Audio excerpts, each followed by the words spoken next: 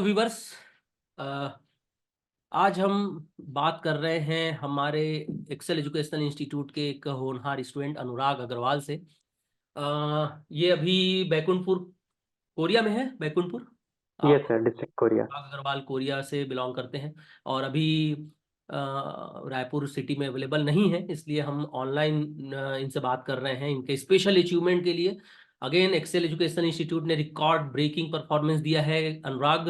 सही बात है ना, हमेशा की तरह। यस सर, श्योर और श्योर। मतलब ये एक्सेल की एक परंपरा सी हो गई ना, हिस्ट्री है, परंपरा है कि यहाँ तो रिकॉर्ड ब्रेकिंग परफॉर्मेंस स्टूडेंट देते हैं। और इससे पहले भी ऑल इंडिया रैंक एक्सेल ने कितनी बार अचीव किया है। और ऑल इंडिया रैंक 1, वो तो मतलब कहना चाहिए कितनी बार हम ला चुके हैं एक्सेल के स्टूडेंट। अभी सीए फाउंडेशन में कुछ समय से, कुछ पिछले कुछ सालों से आईसीआई ने ऑल इंडिया रैंक देना ऑफिशियली बंद कर दिया है किसी कारण से। बट अगेन इस बार भी इतने रिकॉर्ड ब्रेकिंग परफॉर्मेंस स्टूडेंट हमारे दिए हैं कि अगर अभी ऑल इंडिया रैंक आईसीआई देता तो फिर तो मतलब इस बार तो और फिर झड़ी लग जाती रैंकर्स की। और नो डाउट अनुराग अग्रवाल ऑल इंडिया रैंक 1, बिल्कुल मतलब आपकी पोजीशन तो फिक्स थी। मैं क्यों बोल रहा हूँ व्यूवर्स ये बात, क्योंकि मैथ्स जो सीए फाउंडेशन में होता है, अभी दिसंबर 2023 में जो एग्जाम हुआ था उसका रिजल्ट अभी जस्ट 2 दिन पहले आया है। तो इसमें हमारे एक्सेल एजुकेशनल इंस्टीट्यूट के 3 स्टूडेंट्स मैथ्स में 99 आउट ऑफ 100 का स्कोर किए। मतलब ये तो मतलब कमाल का परफॉर्मेंस है, क्या अचीवमेंट है बता नहीं सकता मैं। और अनुराग अग्रवाल उनमें से एक है जिन्होंने 99 आउट ऑफ 100 लाया है। अनुराग, मैं फिर भी एक बात बोलना चाहूंगा कि ये 99 आउट ऑफ 100 नहीं है बेटा, ये 100 आउट ऑफ 100 है। क्योंकि हमको पता है कि एक क्वेश्चन याद होगा, मैथ्स में एक क्वेश्चन प्रिंटिंग मिस्टेक आया था। वो वो तो गलत था सर। बस वही एक क्वेश्चन जो गलत छपा हुआ था, नहीं तो 100 आउट ऑफ 100 है ये। तो 3 स्टूडेंट एक्सेल एजुकेशनल इंस्टीट्यूट में पूरा 100% स्कोर मैथ्स सब्जेक्ट में किए हुए हैं। मतलब ये तो रिकॉर्ड ब्रेकिंग परफॉर्मेंस है। और आपका जो टोटल स्कोर है उसके हिसाब से तो ऑल मतलब आप हमारे लिए, सबके लिए ऑल इंडिया रैंकर हैं। और in fact all India rank 1 holder है, ऐसा आपकी मतलब कहना चाहिए काबिलियत है। और इसकी भरपाई आप लोग बिल्कुल, अनुराग प्रॉमिस कर लो यार यस सर। आपसे, हमसे, सबसे पेरेंट्स से कि इसकी भरपाई, बोलते हैं ना, इंटर में और फाइनल में तो करना ही है, तो लाना ही है फिर जी ऑल सर, बिल्कुल इंडिया। बिल्कुल, AIR लाना ही है फिर तो। तो अब जब इतनी कमाल की परफॉर्मेंस आपने किया है, अच्छा व्यूवर्स मैं आपको एक बात बताना चाह रहा हूँ कि अभी जो सीए फाउंडेशन का रिजल्ट आया है उसमें ऑल ओवर इंडिया लेवल पे देखा जाए तो अबाउट 29% के आसपास का रिजल्ट है। और हमारे एक्सेल एजुकेशनल इंस्टीट्यूट का रिजल्ट हमेशा बहुत ज्यादा रहता है इससे, लगभग 52% के आसपास का रिजल्ट हमारे एक्सेल एजुकेशनल इंस्टीट्यूट का आया है, अबव 50%। तो ये हमारे स्टूडेंट्स के अच्छे रिजल्ट लाने की बदौलत ये जो अपन अचीव किया सक्सेस, एक्सेल एजुकेशनल इंस्टीट्यूट ने अगेन जो रिकॉर्ड बनाया, हिस्ट्री क्रिएट करते हैं ईयर बाय ईयर, एक परंपरा जो है कायम है।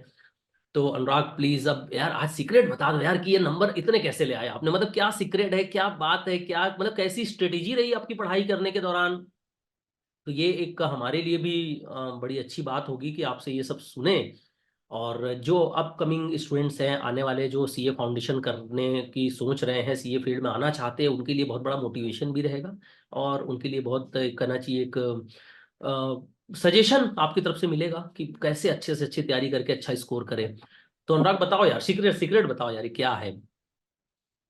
आ, इसमें सर एक्चुअली कोई सीक्रेट नहीं था। Hmm. Math only requires practice. Hmm. मैंने जी भर के बहुत प्रैक्टिस की। स्पेशल मैथ्स की जो हमें बुक मिली थी उसमें सारे पास से एग्जाम क्वेश्चंस थे। पास से एग्जाम क्वेश्चन वाली बुक को मैंने एटलीस्ट 3 to 4 टाइम्स सॉल्व कर लिया। जो हम्म। हमारी रेगुलर बैच की बुक थी उसे मैंने एटलीस्ट 3 to 4 टाइम्स सॉल्व किया। क्लास के दौरान, क्लास में जब आप सॉल्व करवाते थे उसको, जैसा आप सॉल्व करवाते थे वैसा बिल्कुल उसी ट्रिक एंड मेथड से कैलकुलेटर में सॉल्व करता था, शॉर्टकट के यूजिंग। और टाइम सेविंग उसी कारण, एक्चुअली प्रैक्टिस के कारण ही मैंने अपनी स्पीड फास्ट की। और उसी कारण मैंने एग्जाम में भी सिर्फ 1 घंटा 10 मिनट में मेरा पूरा पेपर बन गया। क्या बात करते हो, एक और घंटे 10 मिनट, यहाँ तो लोगों को 2 घंटे बोलते हैं कि अरे सर 100 क्वेश्चन कैसे बनेंगे वो भी मैथ्स के। तो आप तो मतलब एकदम जीनियस हो यार कि 1 घंटे 10 मिनट में ही इतना बढ़िया एक्यूरेसी के साथ, सबसे बड़ी बात है इतनी एक्यूरेसी से आपने पूरा पेपर बना लिया। वेरी गुड बेटा, शाबाश। हम्म। तो रेगुलर बैच की बुक में भी बहुत हर हर टाइप के क्वेश्चंस थे। एक्चुअली आपने सारे क्वेश्चंस कवर अप किए हुए थे। और आपका way of teaching was very different and incredible it was, कि उसका तो सर बहुत इम्पैक्ट था ही। और math being my favourite subject, starting से ही मेरा फेवरेट रहा है, तो खाली क्या टाइम बात पे है। जब मेरे को कुछ और सब्जेक्ट पढ़ने का मन नहीं करता था, तो मैं मैथ्स खोल के बैठ जाता था और क्वेश्चन सॉल्व करते रहता था। तो it's actually only the practice which has gone me through this. हाँ, वैसे भी बोलते हैं ना कि सक्सेस का कोई शॉर्टकट नहीं होता है, आपको मेहनत तो करनी पड़ेगी और लगे रहोगे भिड़े रहोगे तो ऑब्वियसली मतलब कहना चाहिए सक्सेस तो।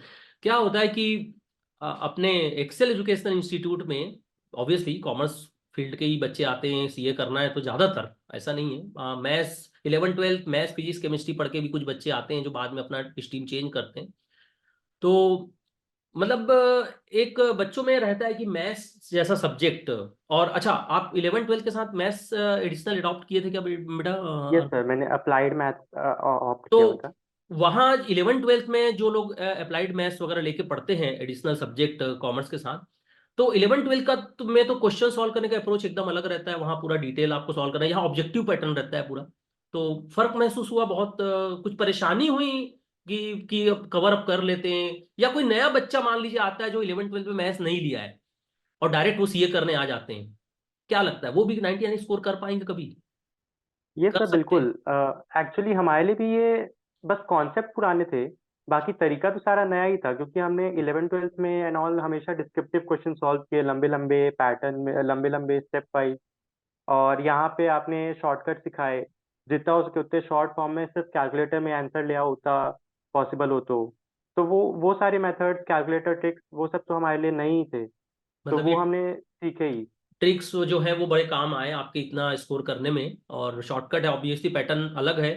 तो यहाँ पर एक नई शुरुआत है, मतलब ऐसा है कि 11 12 से आप पढ़ के आए मैथ्स, उसका कोई ऐसा कुछ खास नहीं है कि वहां से बना लेंगे, क्योंकि ऑब्जेक्टिव पैटर्न है।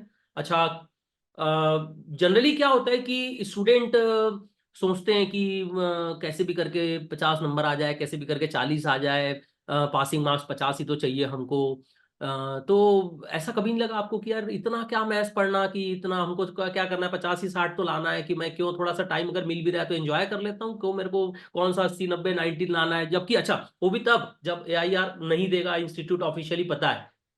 तो सर ऐसा नहीं लगता कि ये सारे स्टूडेंट, जनरली ज्यादातर लोग सोचते हैं कैसे भी करके हे भगवान 50 60 आ जाए, ऐसा सोचना चाहिए कि नहीं हमेशा अप्रोच नो नो सर, ऐसा सर कुछ नहीं? एक्चुअली मेरी मेंटालिटी ऐसी थी, क्योंकि जनरली यही होता है, जब अपन जितना एक्सपेक्ट करते हैं उससे कम ही आता है। हम्म। तो अगर हम पास होने का एक्सपेक्ट करेंगे, 50 60 एक्सपेक्ट करते हैं, तो definitely we are gonna fail.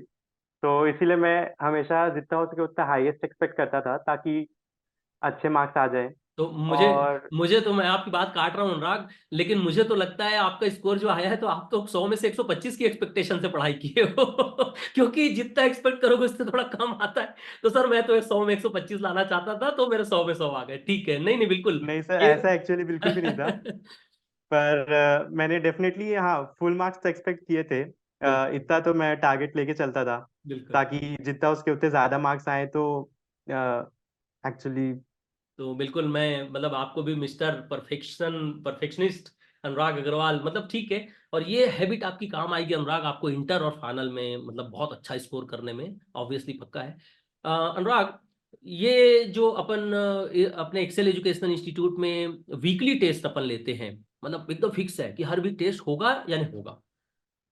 आप सारे टेस्ट अपीयर करते थे यस सर, मैं कि जितना हो उसका सके। कुछ फायदा मिलता था, या लगता है कि नहीं वो टेस्ट मतलब कुछ ऐसा कुछ खास नहीं है? एक मॉक टेस्ट हम लोग पूरा सिलेबस खत्म होने के बाद 2 मॉक टेस्ट लेते हैं, ताकि बच्चों का बहुत अच्छे से पूरा एकदम तैयारी हो जाए एग्जाम का, मतलब कहना चाहिए एक पूरा रिहर्सल हो जाए फाइनल एग्जाम का। फुल कोर्स का एक टेस्ट भी लेते हैं, आप सब दिए हैं, क्या बेनिफिट मिला, कैसा लगता है उसके बारे में? सर मैंने सारे मॉक टेस्ट एंड सारे वीकली टेस्ट अटेंड किए थे, और कोई। मैं उनको बकायदा पूरा सिंसियरली अटेम्प्ट करता था।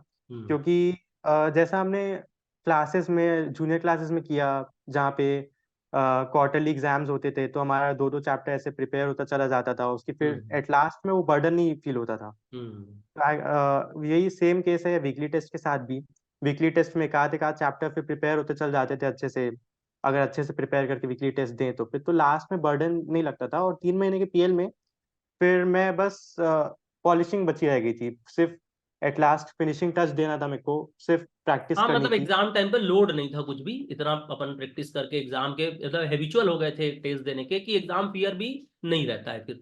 और आप बैकुंठपुर कोरिया के रहने वाले हैं, तो क्या लगता है कि face to face class attend करना चाहिए, या आप खुद वीकेंड्स पे चले जाते थे, बहुत कम face to face class attend करते थे, ऑनलाइन देख लेंगे, रिकॉर्डिंग देख लेंगे, क्योंकि कोविड के बाद अब सिचुएशन बदल गई, अब तो पैटर्न एजुकेशन थोड़ा बदल गया है।